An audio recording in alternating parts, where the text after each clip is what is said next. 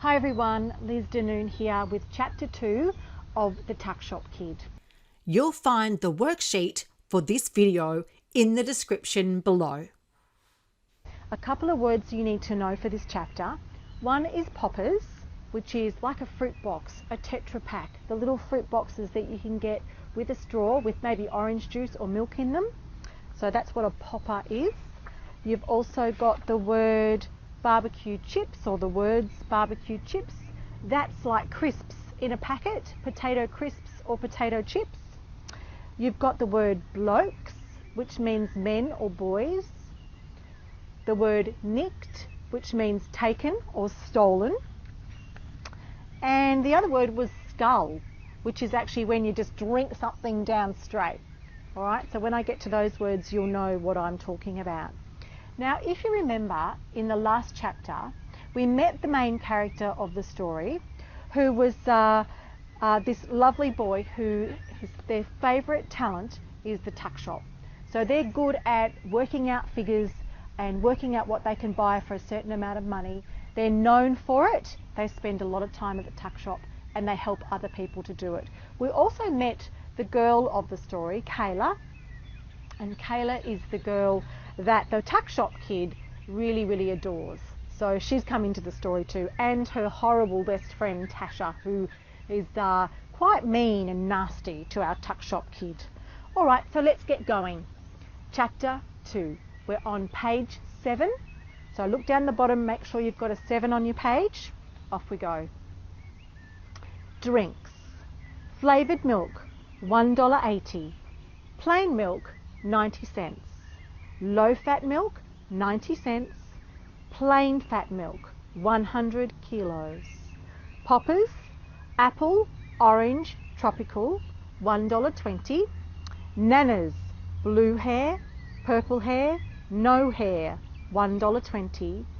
Soft drinks, cola, lemon, orange, $1.30. Hard drinks, iceberg, cement, algebra, $1.50. Sports water, $2. Lazy water, $1. Slush puppy, $2. And shoe eating puppy, $2. Over we go. Page 8 now. Except for a few minutes at the start of lunch, I don't have many friends. I used to be best mates with Craig Withers, until a new kid started calling him Water Buffalo. I told Craig to either ignore it or beat the hell out of the new kid, but for some reason it got to Withers, who's the second fattest kid in the school, behind yours truly. After that, Withers didn't want to be my mate anymore. In fact, he started teasing me more than anyone. And his new best friend, the new kid. When you're like me, you learn pretty quick. Life doesn't sense too much make. But there is someone who's always nice to me, Jan, the tuck shop lady. Well, if it isn't my young friend Matthew, she says, when I finally make it to the counter, what would you like today? Sometimes the other tuck shop lady, Mrs. Dwyer, gives me a look as if to say, what are you doing here? I like Jan heaps more than Mrs. Dwyer, so I nearly always go to her line, even if it's longer. Hi, Jan. I'm 80 cents poorer, so a new lunch strategy must be quickly planned. But I thrive under pressure. Can I please have a cheese dog with sauce, barbecue chips, and a plain milk? I lean forward. And do you reckon I could have a couple of hits of chocolate topping in the milk? She smiles. Of course you could, Darl, except there's no chocolate left. I just used up the last bit. She gives me a wink. I think someone's been spreading our little secret. I look across the covered area to see Andy Reynolds shaking his milk up and down like a madman, spilling half of it. Jan puts her mouth near my ear. How about I give you a chocolate one for the same price?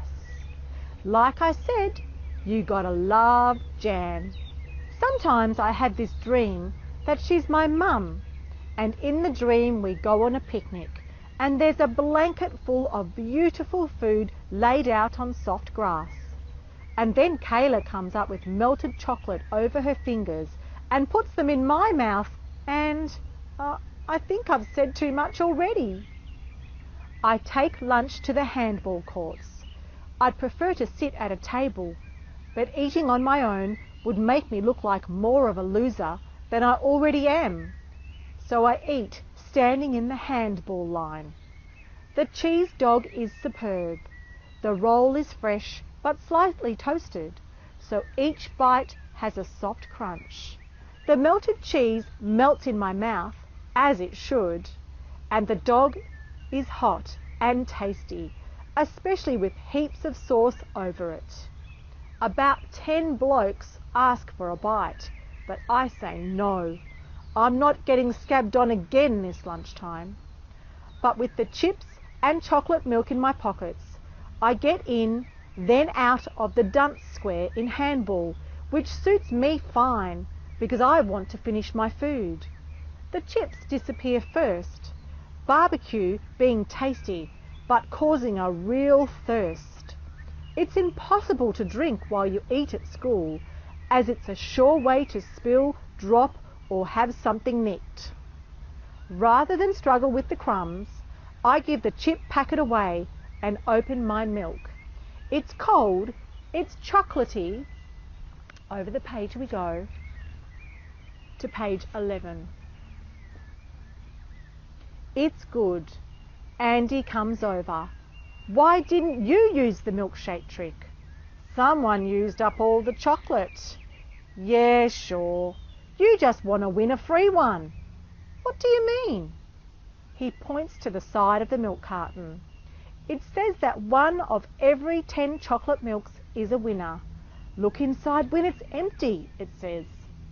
I remind myself to do it. I get into the game again and take an air swing. Kids laugh, and so do I. Then someone yells from the stairs above, "Good shot, pork chop!" Kids laugh again, but I don't. On the stairs are Withers and the new kid. "Watch out for the hippo behind you," says Withers. "Oh, that's right, it's your bum." He and the new kid high-five. I imagine myself chasing and catching them, then sitting on their heads and breaking wind.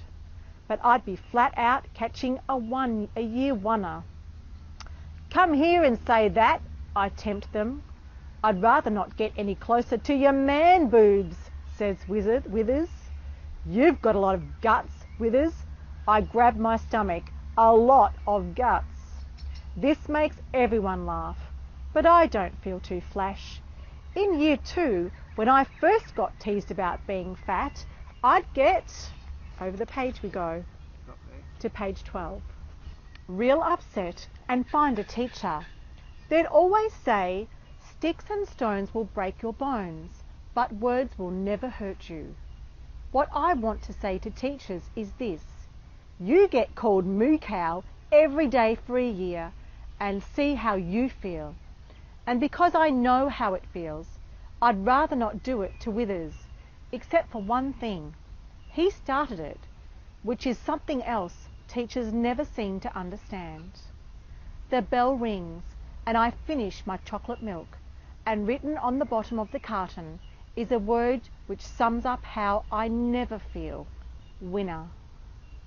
I walk quickly to the Tuckshop and show Jan, who gives me a smile and a free drink. "Put it in your bag for later," she says. "Okay," but when I get around the corner, I scull it. It's just going to go off in my bag or get pinched, I reckon. And since that little confrontation with Withers, I feel like a bit of a pick-me-up. But for some reason, this chalky milk doesn't taste as sweet as the first one. In fact, as I line up for class, I start to feel slightly sick in the stomach. And that's the end of chapter 2. So I'll see you soon for chapter 3. Thanks for watching. Please like and share this video. Your next tutorial after A11 will be A15.